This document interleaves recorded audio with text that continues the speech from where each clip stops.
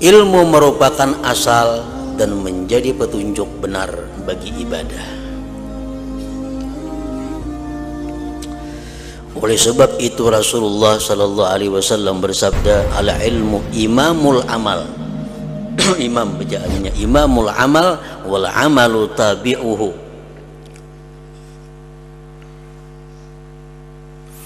Artinya ilmu itu berada di depan amal. Ilmu itu berada di depan amal. Imam. Ilmu itu imamnya amal. Bila ilmunya rusak, otomatis amalnya rusak. Orang menuntut ilmu nang salah, gawiannya salah tuh kena. Bismillahirrahmanirrahim. Alhamdulillahirabbil alamin. Wa bihi nasta'in ala umuri dunya waddin. Wassalatu wassalamu ala asyrafil anbiya wal mursalin.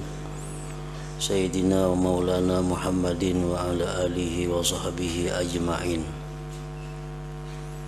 Qala al-musannif al-imam hujjatul Islam Abu Hamid al-Ghazali rahimahullah wa nafa'ana bi ulumihi fid dharaini amin. Aqabah pertama, aqabatul ilmi. Jalan sulit yang pertama yaitu jalan sulitnya ilmu. Seseorang yang hendak mengabdi kepada Allah, yang hendak beribadah kepada Allah, yang pertama jalan yang mesti dilaluinya adalah menjalani aqabah ilmu.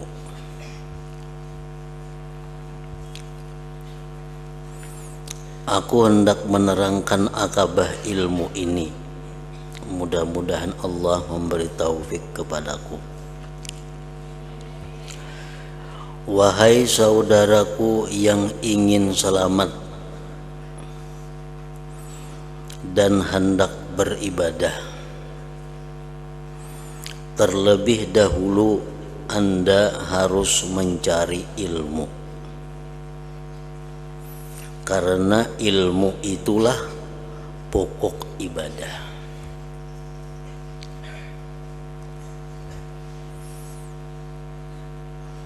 Demikian yang dialami dan diperintahkan pula oleh Rasulullah sallallahu alaihi wasallam sebagaimana beliau menerima wahyu yang pertama, yaitu adalah Iqra. Nah, beliau menerima wahyu yang pertama Iqra itu artinya baca olehmu. Baca olehmu itu menunjukkan kepada ilmu. Jadi Rasulullah kada diperintahkan sembahyang pertama-tama, kada diperintahkan puasa, kada diperintahkan zakat, kada diperintahkan haji, kada diperintahkan ibadah-ibadah yang lain selain daripada ilmu. Nah, berapa tahun Iqra itu sampai ada ibadah salat puluhan tahun. Jadi puluhan tahun hanya ada perintah sembahyang 5 waktu. Nah, itu menunjukkan bahwa sebelum kita melakukan sembahyang atau ibadah-ibadah yang lainnya, terlebih dahulu kita hendaknya adalah Iqra, yaitu membaca atau belajar.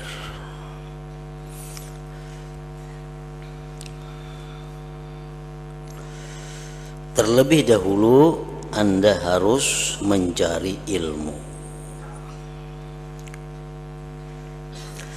karena ilmu itulah pokok ibadah, dasarnya ibadah.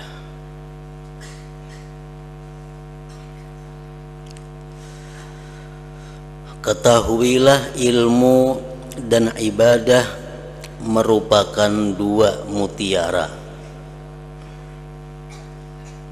yang menyebabkan adanya apa yang Anda lihat dan Anda dengar.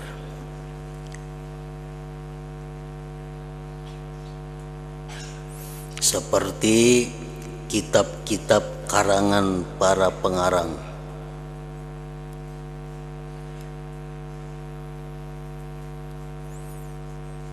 pengajaran para pengajar, fatwa para pemberi fatwa, dan renungan para pemikir. Itu semuanya adalah ilmu dan ibadah. Karena ilmu dan ibadahlah adanya kitab yang kita baca ini. Karena urusan ilmu dan ibadah adanya fatwa-fatwa ulama. Bahkan lantaran ilmu dan ibadah, kitab suci diturunkan. Dan para utusan, para rasul diutus. Semuaan karena ilmu dan ibadah. Karena ilmu dan ibadah pula langit, bumi, seisinya ini diciptakan Allah Subhanahu wa ta'ala. Seluruh ada yang di langit, di bumi, dan antara keduanya itu diciptakan Allah untuk urusan ilmu dan ibadah. Diadakannya tumbuh-tumbuhan, diciptakannya gunung, diciptakannya bumi, diciptakannya segala yang di muka bumi, itu pada dasarnya adalah untuk kelangsungan ilmu dan ibadah. Jadi sangat rugi orang-orang yang mengurusi di muka bumi ini, orang-orang yang mengatur yang di muka bumi ini, tapi melalaikan atau meninggalkan ilmu dan ibadah. Itu sudah ngarannya penyimpangan daripada fitrahnya sebagai manusia. Allah menjadikan segala yang di bumi ini untuk kelangsungan ilmu dan ibadah. Allah menjadikan pertanian supaya orang bisa dengan pertanian itu bisa menuntut ilmu dan ibadah. Allah menciptakan perdagangan supaya dengan perdagangan itu orang bisa menuntut ilmu dan ibadah.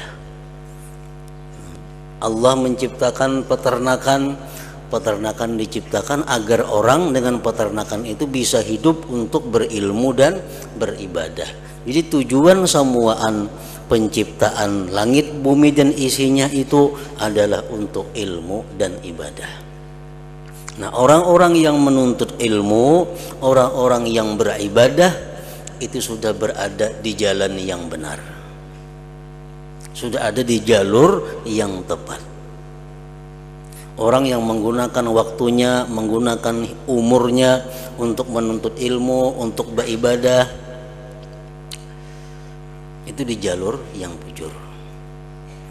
Nah, makanya setiap kali kita berusaha, kalau ditujukan untuk ibadah atau ditujukan untuk ilmu, maka usaha kita pun menjadi ibadah.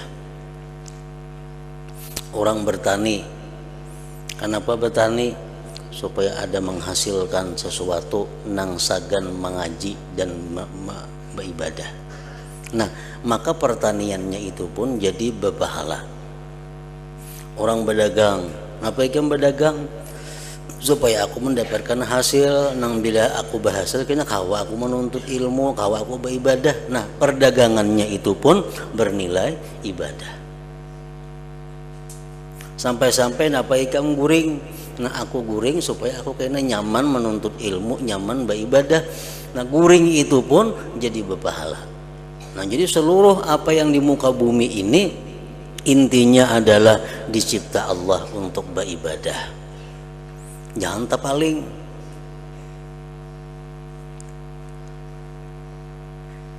Bila dibalik, ia artinya menyalahi fitrah. Dengan guring tak tinggal beribadah, tak tinggal belajar. Itu artinya hidup untuk guring.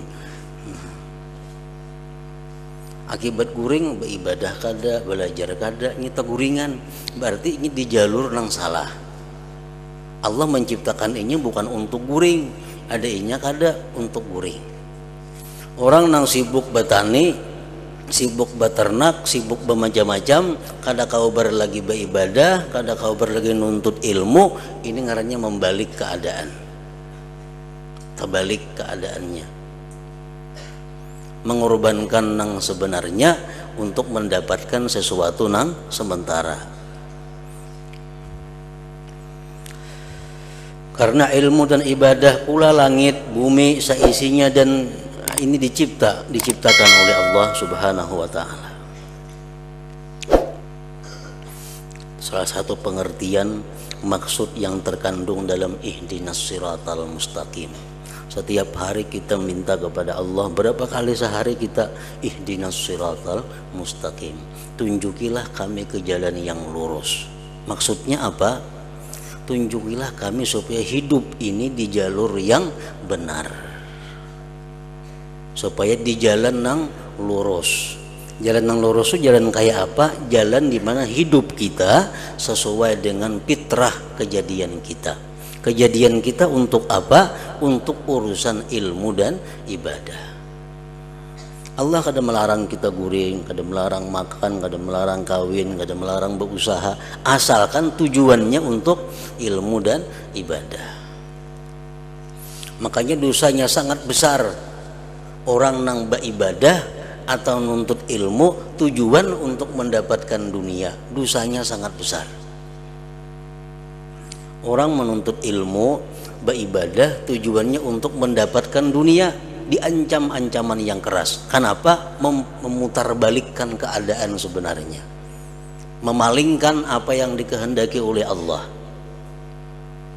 Orang menuntut ilmu karena mencari kedudukan, mencari harta, ancamannya neraka. Orang yang sembahyang, beribadah, tapi tujuannya untuk selain Allah, tujuannya untuk mendapatkan dunia, hukumannya berat di sisi Allah. Kenapa? Karena ini kada di siratal mustaqim, kada di jalan yang lurus. Jadi beruntung, berbahagia, bersyukur, berbangga orang-orang yang hidup menuntut ilmu dan ibadah, karena dia berada di jalan yang lurus. Renungkanlah dua ayat dalam kitab Allah berikut. Firman Allah Ta'ala, Allahul ladzi khalaqa sab'a samawati wa minal ardi mithlahun yatanazzalul amru bainahun lita'lamu anna Allah ala kulli syai'in qadir wa anna Allah qad ahata bi kulli syai'in ilma. Artinya, Allah adalah zat yang menciptakan langit 7 lapis dan semua yang ada di bumi yang juga 7 lapis. Ketetapan Allah selalu turun, qada dan qadar Allah selalu turun di antara langit bumi yang 7 itu, supaya kalian mengetahui. Nah, supaya kalian mengetahui, supaya kalian berilmu bahwa Allah Ta'ala itu kuasa mengadakan apa saja yang dikehendaki,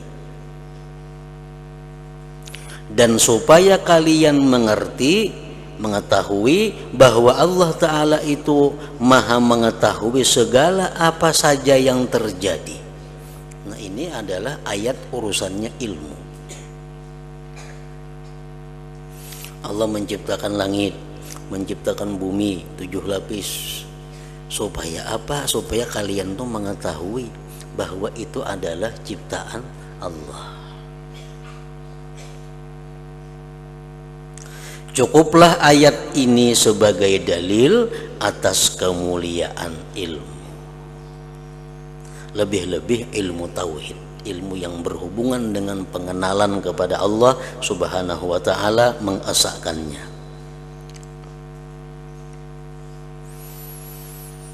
Yang kedua firman Allah Ta'ala, wa ma khalaqtul jinna wal insa illa liya'budun.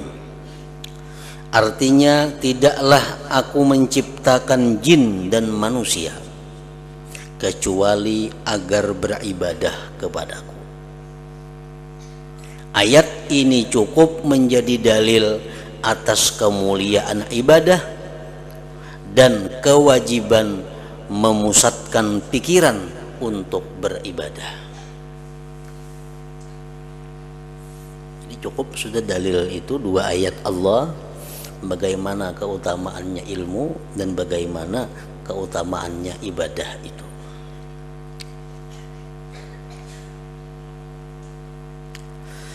Betapa hebat dua perkara itu, ilmu dan ibadah. Keduanya, ilmu dan ibadah, adalah tujuan penciptaan dunia dan akhirat. Allah menciptakan dunia dan akhirat karena ilmu dan ibadah. Karena itu hamba seperti kita ini sayogianya semestinya hanya disibukkan dengan ilmu dan ibadah. Hanya memayahkan diri sendiri demi ilmu dan ibadah, serta hanya memikirkan ilmu dan ibadah. Itu intinya. Allah kada melarang tadi kita bekerja, kita apapun nang halal, Allah kada melarang, asalkan tujuannya itu untuk ibadah. Orang berusaha sama usahanya berdagang kain umpamanya. Si A berdagang kain, si B berdagang kain. Si A turun jam 8 bulik pukul 4, si B jam 8 berangkat bulik pukul 4. Tapi si A matinya ke surga, si B ke neraka. Kenapa sebabnya? Karena walaupun usahanya sama tapi tujuannya lain. Si A ini berdagang tujuannya untuk ibadah, sedangkan si B ini berdagang tujuannya untuk mengumpulkan harta kekayaan dunia. Jadi berdagangnya itu kada jadi masalah. Nang jadi masalah tujuannya untuk apa? Itu nang jadi soal. Selama kita berusaha dunia dengan tujuan untuk berilmu dan beribadah, jadi beruntung. Jadi berhujung kada berhujung, payu kada payu, sudah untung.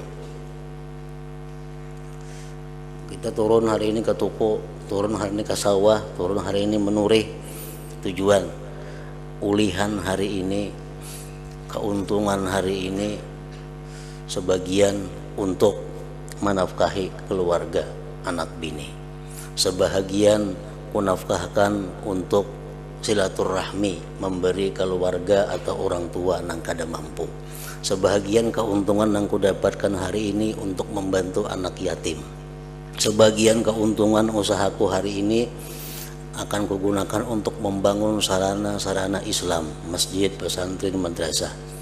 Turun ini ke toko. Nah ini sudah orang ini berusaha, niatnya sudah ibadah. Di toko payu kada payu, bulik sudah membawa pahala. Bulik sudah membawa pahala. Kayaknya kamarian berapa hasil dagangan, berapa payunya, sesuaikan lawan niat. Nah, ini modalnya, ini untungnya untuk ini sekian tadi. Ini untuk ini berdagang demikian tiap hari. Kalau berdagang macam itu, berdagang ngarannya fisabilillah. Mati fisabilillah. Asal niatnya macam itu. Niatnya macam itu. Aku berdagang hari ini keuntungan yang ku dapat hari ini, sekian persen untuk memberi makan anak buah, sekian persen untuk memberi makan diriku sendiri, keperluanku, sekian persen untuk keluarga yang kada mampu, sekian persen untuk agama Islam, sekian. Nah, itu sudah setiap langkah yang ia ayunkan ke tuko, langkah ibadah. Mati tengah jalan, mati fisabilillah. Payu kada payu, pahalanya kada kurang. Nah, ini orang sudah beruntung. Kalau nya kada berniat, mati rahatan mencari dunia. Apalagi niatnya sudah kada baik, kada berniat saja sudah kada baik, apalagi niatnya kada baik. Nah, jadi itu gunanya ilmu. Bila berilmu tahu macam itu.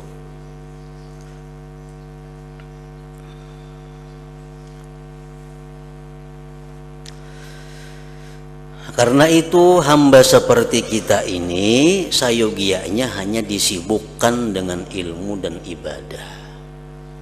Hanya memayahkan diri sendiri demi ilmu dan ibadah. Berapa keringat yang kita keluarkan dalam berusaha, kalau niatnya nang tadi titisan keringat itu ada titisan keringat ibadah. Hanya memayahkan diri sendiri demi ilmu dan ibadah, serta hanya memikirkan ilmu dan ibadah. Semuanya selain ilmu dan ibadah merupakan perkara yang pasti hilang, rusak. Semuanya selain ilmu dan ibadah merupakan perkara yang pasti hilang, rusak. Tidak ada kebaikannya. Tidak ada kebaikannya. Usaha dunia apapun yang kada ada hubungannya dengan ilmu dan ibadah tidak ada kebaikannya. Kosong dan tidak ada faedahnya yang kekal. Ini ia hadis Nabi yang mengatakan ad-dunya mal'unatun mal'unum ma fiha illa dzikrullah wa ma walah aw muta'allimun wa muta'allimun. Ujar Nabi, dunia ini dilaknat Allah, dijauhkan daripada rahmatnya Allah. Mal'unun ma fiha, dan nang isi dunia ini pun dilaknat Tuhan juga. Dunia dilaknat Tuhan artinya dijauhkan daripada kasih sayang cinta Allah. Dan isi dunia ini pun dijauhkan juga daripada rahmat cinta kasih sayang Allah. Kecuali illa zikrullah, kecuali zikrullah, ibadah tuh. Nah, kecuali ibadah. Wa mawalahu, dan yang mengiringi ibadah. Usaha yang diniatkan untuk ibadah itu, kecuali itu. Inya kada berzikir tapi nya berusaha untuk ibadah, termasuk nang di luar dilaknat Allah, termasuk yang selain dilaknat Allah. Au muallimun, atau seorang yang mengajarkan agama, au muta'allim wa muta'allimun, dan orang yang belajar ilmu agama. Nah, 4 tuh aja nang kada dilaknat Tuhan di dalam dunia. Lain pada 4 ini kada selamat. Beribadah atau mencari sarana fasilitas perantara untuk ibadah, atau mengajarkan ilmu agama, atau belajar ilmu agama. Nah, itu aja. Lain pada 4 itu manusia dilaknat, dikutuk, dijauhkan daripada rahmat Allah. Jadi mun hendak hidup, jadilah orang nang antara 4 itu. Ahli ibadah, atau orang nang berusaha tapi untuk ibadah, atau mengajar ilmu agama, atau belajar ilmu agama. Illa zikrullah wa mawala au muallimun wa muta'allimun. Ini tadi ujar pengarang, semuanya selain ilmu dan ibadah merupakan perkara yang pasti hilang, rusak, tidak ada kebaikannya, kosong dan tidak ada faedahnya.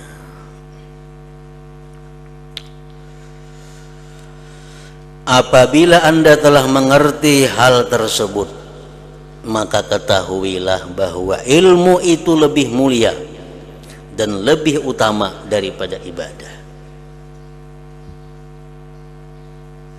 Karena ilmu itu pokoknya, ilmu dasarnya, ilmu itu orang tuanya, ibadah anaknya. Maka ketahuilah bahwa ilmu itu lebih mulia dan lebih utama daripada ibadah. Itulah sebabnya Rasulullah sallallahu alaihi wasallam bersabda, "Inna fadlal alim 'alal 'abid kapadli 'ala adna rajulin min ummati." Artinya sesungguhnya keutamaan orang yang berilmu dibandingkan dengan ahli ibadah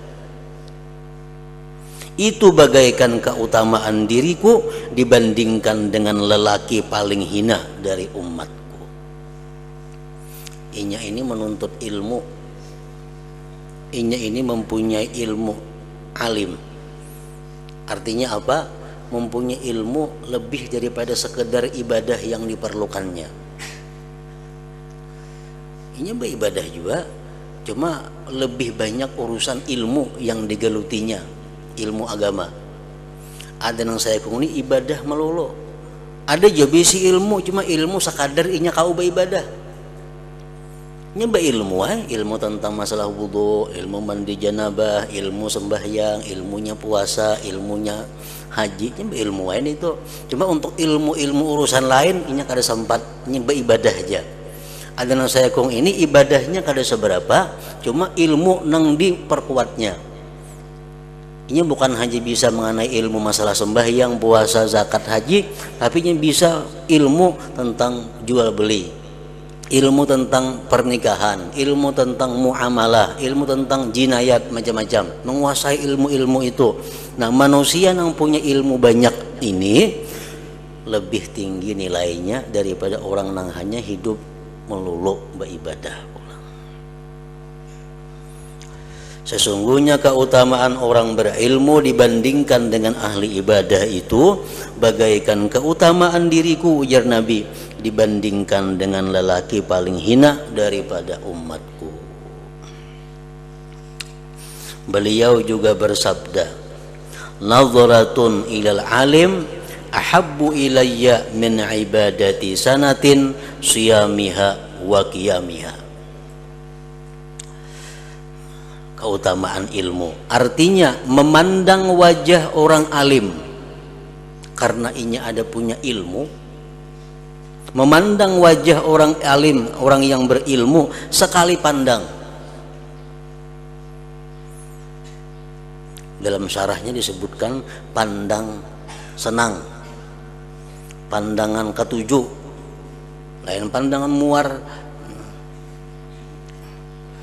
Memandang wajah orang alim dengan pandangan ketujuh sekali adalah lebih aku sukai, ujar Nabi, daripada beribadah setahun, puasa dan salat malam selama setahun. Kenapa? Karena kemuliaan ilmu itu. Kemuliaan ilmu, pada orangnya sama, orangnya A lawan BC sama aja manusianya, cuma karena ini punya ilmu ada kemuliaannya.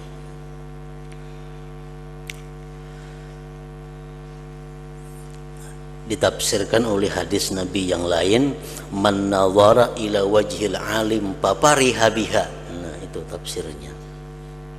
Khalaqallahu ta'ala min tilkan nadhrah malakan yastaghfiru lahu ila yaumil qiyamah. Barang siapa yang memandang kepada wajah orang alim, maka dia senang dengan pandangan itu. Kita memandang kepada orang alim, hati kita gembira. Nah, Allah ciptakan dari pandangan kita tadi malaikat. Nang diberi tugas oleh Allah malaikat itu khusus memintakan ampun kita kepada Allah sampai hari kiamat. Memandang orang alim hati senang. Nah, itu artinya. Papariha biha. Bakait papariha biha. Kalau memandang biasa saja, kada ada apa-apanya, kada termasuk.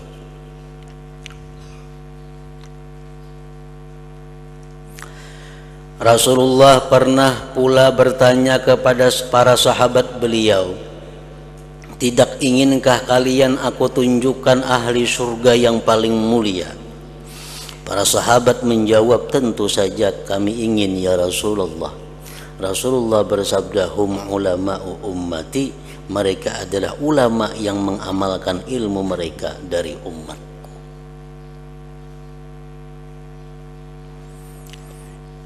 Nah, jelaslah bagi Anda bahwa ilmu itu lebih mulia daripada ibadah. Ilmu lebih mulia daripada ibadah. Meskipun begitu, hamba harus beribadah. Hamba harus beribadah selain berilmu. Jika ia tidak mau beribadah, maka ilmunya sama dengan debu yang bertaburan. Artinya apa? Ilmunya kada bermanfaat. Sebab kedudukan ilmu bagaikan pohon, sedangkan ibadah bagaikan buah pohon tersebut. Kemuliaan tentu menjadi milik pohon karena pohon merupakan asal. Tetapi pohon itu tidak ada gunanya kalau tanpa buah. Orang menanam pohon itu mengunting buah. Bila demikian, teranglah bahwa hamba tidak bisa lepas dari ilmu dan ibadah.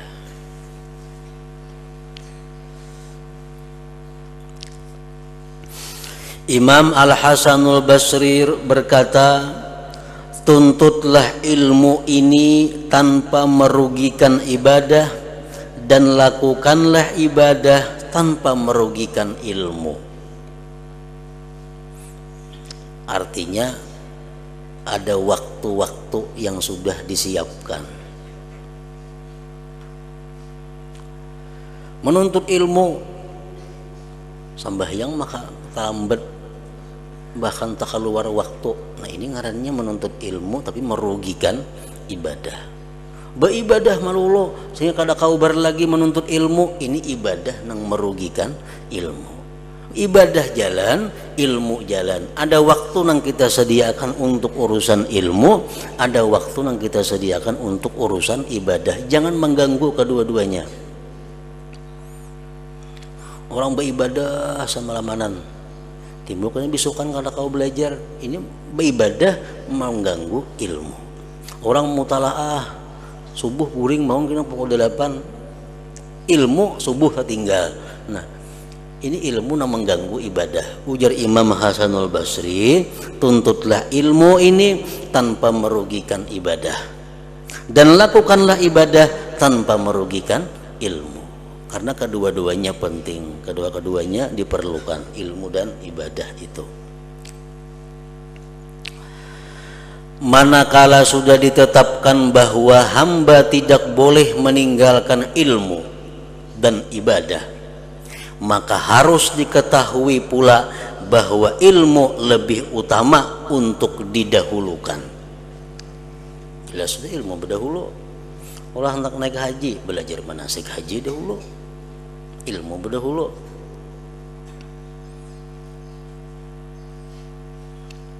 Sebagaimana syair, wa kullu man bighairi ilmin ya'malu a'maluhu mardudatun la tuqbalu. Nah, gitu. Tiap-tiap orang nang kada berilmu beramal, amalnya ditolak, kada diterima. Berarti ilmu berdahulu. Maka wa kullu man bighairi ilmin ya'malu a'maluhu mardudatun la tuqbalu.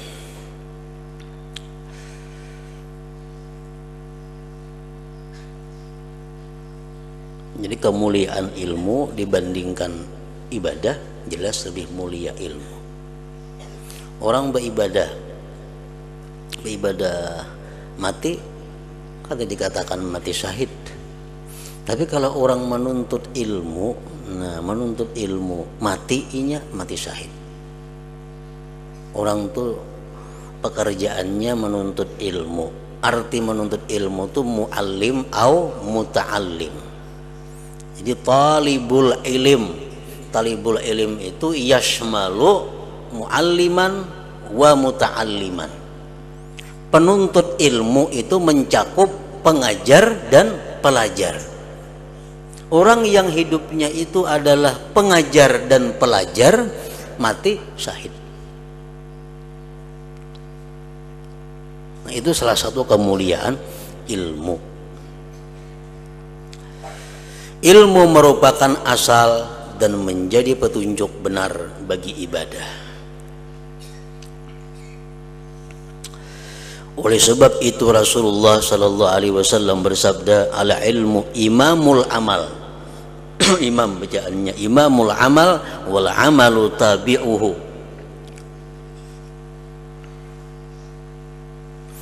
Artinya ilmu itu berada di depan amal. Ilmu itu berada di depan amal. Imam. Ilmu itu imamnya amal. Bila ilmunya rusak, otomatis amalnya rusak. Orang menuntut ilmu, ilmu nang salah, gawiannya salah tuh kena. Orang menuntut ilmu, hendak mencari kiblat kemana? Ada kumpas. Inya kali bisa mengumpas, pasang barang aja, pas kiblat arahnya ke sana. Nah, ini ilmunya sudah salah. Sembahyangnya lo salah aja juga. Karena ilmu tuh imamnya. Bila imam batal, nah yang lain bila kada mubarakah,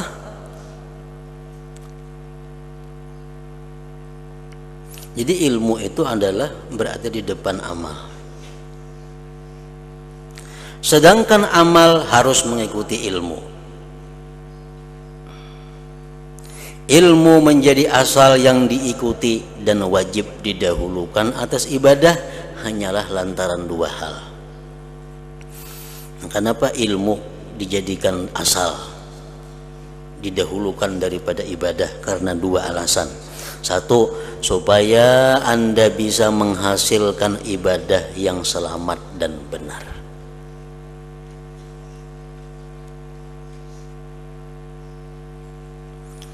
Sebab pertama kali Anda wajib mengenal Allah yang Anda sembah. Awaluddin ma'rifatullah. Sebelum kita beribadah, kita mengetahui dahulu yang diibadati, yang disembah. Kemudian Anda beribadah kepadanya.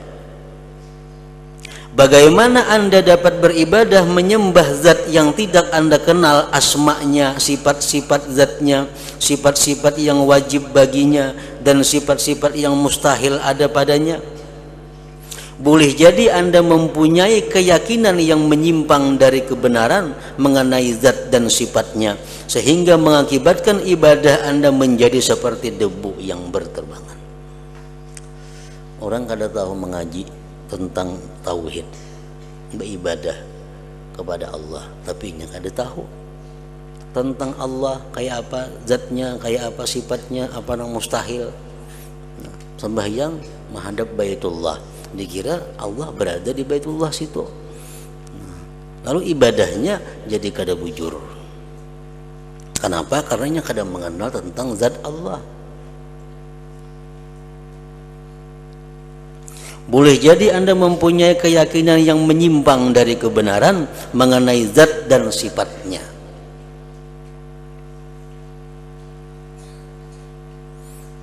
sehingga mengakibatkan ibadah Anda menjadi seperti debu yang berterbaran. Kami telah menerangkan tentang kekhawatiran yang terkandung dalam masalah keyakinan yang tidak benar terhadap Allah ini. Dikira Allah tuh macam apakah potongannya, dikira Allah tuh kayak apakah bentuknya, menghayal-hayal, karena ini kadang mengaji tentang ilmu zat Allah, tentang ilmu tauhid. Nah, kami telah menerangkan tentang kekhawatiran yang terkandung dalam masalah keyakinan yang tidak benar terhadap Allah ini ketika menerangkan arti su'ul khatimah, buruknya kesudahan, bagian dari kitab yang menerangkan takut kepada Allah di antara bab-bab atau kitab-kitab dalam Ihya Ulumuddin.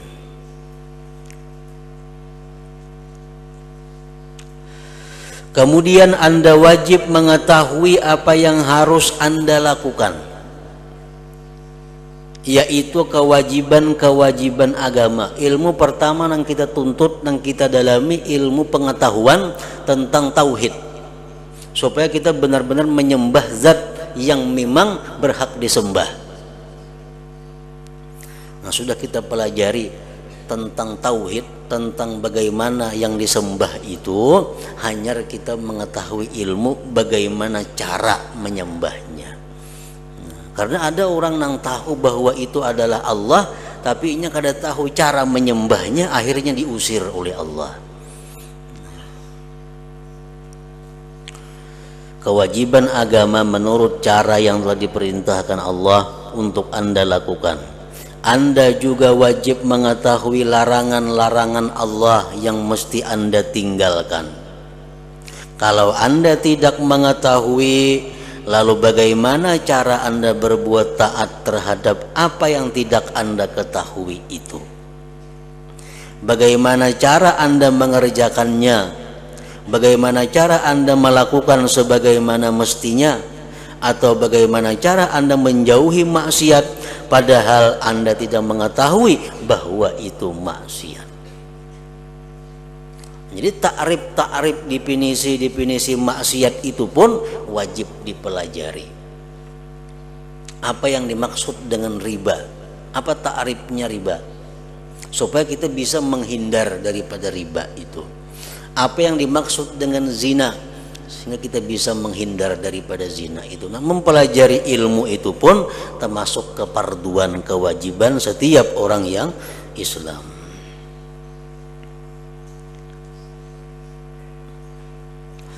Jadi ibadah-ibadah menurut agama Islam seperti bersuci, salat, puasa dan sebagainya, wajib Anda ketahui hukum-hukumnya dan syarat-syaratnya supaya Anda dapat melaksanakannya dengan benar.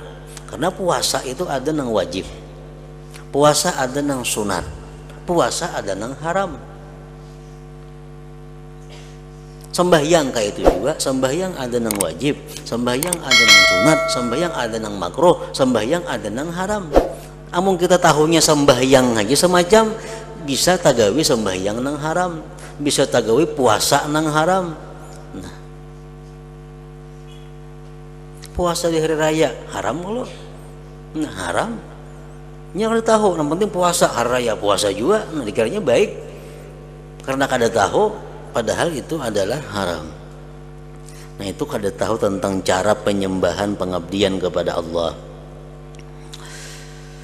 Karena boleh jadi Anda telah bertahun-tahun dan sudah lama melakukan perbuatan yang dapat membatalkan bersuci atau salat Anda, serta tidak sesuai dengan sunnah Rasulullah, sedangkan Anda tidak merasa. Karena kada tahu, barangkali sembahyang kita selama ini ada melakukan hal-hal yang kada mensahkan sembahyang. Misalnya Anda melakukan sujud dengan menelentangkan telapak kaki. Nah, sujud telapak kaki ditelentangkan, direbahakan. Maksudnya kan telapak kaki tegak sujud itu kan. Ini kan tahu asal sujud saja. Lalu telapak batisnya berubah. Nah, berpuluh-puluh tahun macam itu kada tahu. Berarti berpuluh-puluh tahun sembahyangnya kada bujur, kada diterima Allah, kada sah. Tak bahkan wajib dikadha. Wajib dikadha. Dulu belajar sembahyang seadanya aja, belajar di sawah SD aja sembahyang dengan di SD ada pelajaran agama cuma seadanya, asal sembahyang. Sudah umur 50, 40 hanya belajar sembahyang sebujurannya. Sekalinya sembahyangnya keliru selama itu. Nah ini mangkaba ini tuh. Kenapa mangkaba? Karena ini taksirnya apa? Kada belajar. Saking banyak kan guru-guru yang bisa melajari itu, hidup di tengah kota, pulang di tengah manusia, kada ada sulitnya untuk belajar itu. Atau berwudu yang airnya tidak mengenai seluruh wajah. Nya kada tahu batas muha nang mana nang wajib dibasuh tuh kada tahu, yang penting mabuna amba wudu juga asal basah muha. Udah kada tahu batasnya nang atas hinggat mana, bawah hinggat mana, kiri kanan hinggat mana nang ngaran muha nang wajib dibasuh tuh kada tahu. Yang penting inya basah muhanya. Nah, dan kadang-kadang Anda menghadapi kemuskilan, kesulitan, ketidakpahaman, tetapi Anda tidak menemukan orang yang bisa Anda tanyai tentang masalah yang menyulitkan hati Anda itu, padahal Anda tidak mengetahui hukumnya. Nah, jadi itulah kewajiban kita menuntut ilmu supaya ibadah kita itu tahu kita siapa nang kita sembah, kayak apa zat sifatnya, dan tahu bagaimana cara menyembahnya itu. Nah, hingga situ seterusnya pokok menjalankan agama Allah. Hadratin Nabi sallallahu alaihi wasallam, Al-Fatihah. Iyyaka na'budu wa iyyaka nasta'in, ihdinas siratal mustaqim. Bismillahirrahmanirrahim. Alhamdulillah rabbil alamin. Allahumma shalli wa sallim wa barik ala sayyidina maulana Muhammad wa alihi wa sahbihi ajma'in. Allahumma ighfir lana ma akhta'na wa ma ta'ammadna wa ma asrarna wa ma a'lanna wa ma asrafna wa ma anta a'lam bihi minna. Antal muqaddim wa antal muakhir, la ilaha illa anta. Allahumma anfa'na bima 'allamtana wa 'allimna ma yanfa'una wa zidna fahman wa ilman wa amalan wa huda wa taufiqan bi rahmatika ya arhamar rahimin. Sallallahu alaihi wasallam maulana Muhammad wa alihi wa sahbihi wa sallam. Alhamdulillah.